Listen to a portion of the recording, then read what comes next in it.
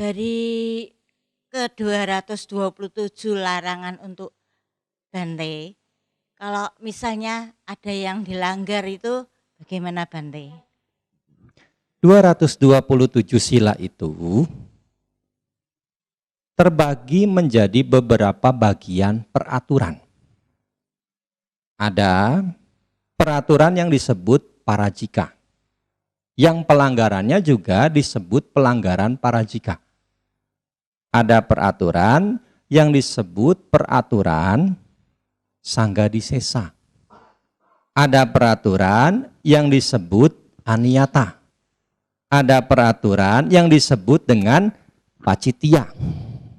Ada peraturan yang disebut dengan pati desania. Ada peraturan yang disebut dengan sekya. Dan juga ada peraturan yang disebut dengan adikarana samata. Bagaimana kalau terjadi pelanggaran? Ya disesuaikan dengan pelanggarannya. Ada dua macam pelanggaran. Ada pelanggaran yang dilakukan oleh seorang biku, yang mana pelanggaran ini kalau dilanggar itu tiada ampun. Dalam arti kata tidak bisa lagi diperbaiki. Ada pelanggaran yang kalau dilanggar masih bisa diperbaiki. Pelanggaran yang tidak bisa diperbaiki adalah parajika. Ada 4, ya. Yang pertama, kalau seorang biku berhubungan kelamin, baik itu dengan manusia, laki-laki atau wanita, ataupun dengan binatang betina, bahkan dengan makhluk halus, peri, ya. Maka kalau biku melakukan pelanggaran ini, itu tiada ampun. Dia bukan lagi biku. Buddha menetapkan peraturan berdasarkan kejadian. Ya, jadi di situ dirinci. Nanti kalau misalkan hanya dengan manusia, kan ada beberapa manusia ya, beberapa orang yang karena apa? Memiliki orientasi seksual yang salah kan? Melakukannya dengan hewan. Oh, ini kan cuma dengan manusia. Kalau dengan binatang kan boleh. Makanya di sini dirinci. Tentu ini pun berdasarkan adanya kejadian pada masa itu, termasuk di sini dengan makhluk halus. Kan kalau kita membaca kitab suci Dhammapada Atthakatha, kan ada biku yang diikuti bayang-bayang wanita toh? Ada. Ibu makanya baca buku. Ada itu, makanya di sini dirinci. Ya kan nanti kalau misalkan tidak dirinci, bisa saja berdalih kan, saya bukan dengan manusia kok. Saya bukan dengan binatang kok. Saya dengan makhluk halus kok. Nah, makanya di sini dirinci agar menjadi jelas, ya. Jadi tidak ada dalih gitu kan.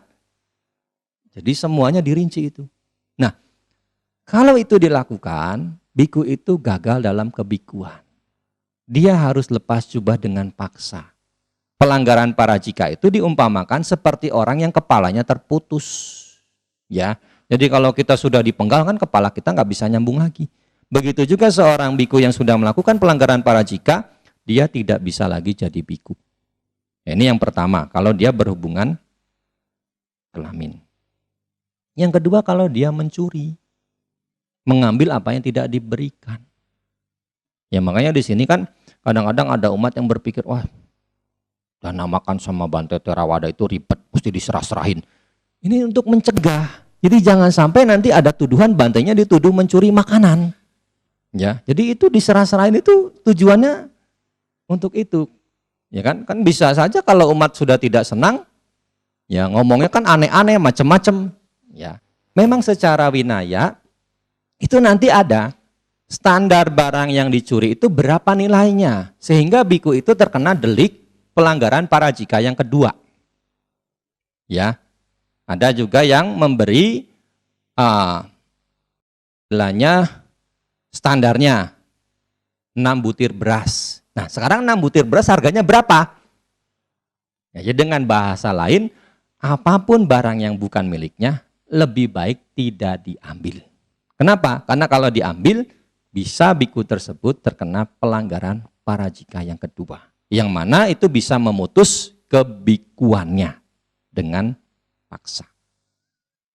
Yang ketiga, kalau biku itu membunuh manusia terutama atau menganjurkan orang untuk bunuh diri, maka biku itu kena pelanggaran parajika.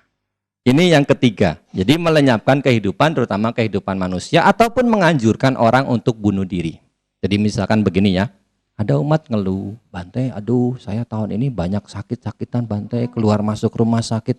Ya udah kalau begitu kamu lewat aja Gi. Nah, ini bisa kena delik pelanggaran parajika yang ketiga. Ya. Lalu yang keempat, kalau mengaku diri memiliki kelebihan dalam hal kesaktian ataupun dalam hal kesucian, yang mana ketika diperiksa oleh sangga ini sama sekali tidak terbukti, maka biku itu kena pelanggaran parajika yang keempat. Makanya di sini kita sebagai umat Buddha harus punya pandangan benar, membebaskan diri dari ketahayulan. Jadi nggak ada zaman sekarang biku sakti itu nggak ada, ya. Jadi jangan sampai mendengar berita, oh di wihara ini ada Bante, Bantenya sakti. Buktiin aja. Lagi pula mau ngapain sekarang kita di zaman modern cari kesaktian? Gak ada gunanya. Teknologi sudah memberikan kemudahan. Ya kan? Mau ngapain kita capek-capek belajar kesaktian, pengen terbang? Lion Air udah banyak. Ya kan? Pesawat udah banyak, mau ngapain? Mau ngapain kita capek-capek pengen bisa jalan di atas air, perahu banyak, ya kan? Mau ngapain kita capek-capek pengen bisa bicara jarak jauh, handphone sudah banyak, ya kan? Gunakan teknologi yang ada. Jadi nggak perlu memburu kesaktian-kesaktian. Buat apa? Yang sakti juga bakal mati kok, ya kan? Yang penting adalah bagaimana kita bisa memahami kenyataan hidup. Itu yang lebih penting, ya. Jadi ada pelanggaran yang tidak bisa diperbaiki, ada pelanggaran yang bisa diperbaiki. Jadi lihat pelanggarannya itu bagaimana, bisa diperbaiki atau tidak bisa diperbaiki. Kalau dulu waktu masih ada Bante Kema, tahun-tahun 70-an, Bante Kema itu kalau ke daerah-daerah mengajarkan dhamma pakai bahasa Jawa. Ya. Ada yang namanya Bodro Santian. Ya kan? Salah satu tembangnya, ya, sebenarnya kan itu syair-syair lagu bahasa Jawa yang menyiratkan, yang mengandung unsur-unsur dhamma. Salah satu tembangnya, ya, bunyinya ojo mung jarene. Jadi jangan kata orang. Kenyataannya ngelihat enggak bantainya di hutan itu terbang. Ya, jadi kita jangan kata orang. Secara real nyata lihat enggak.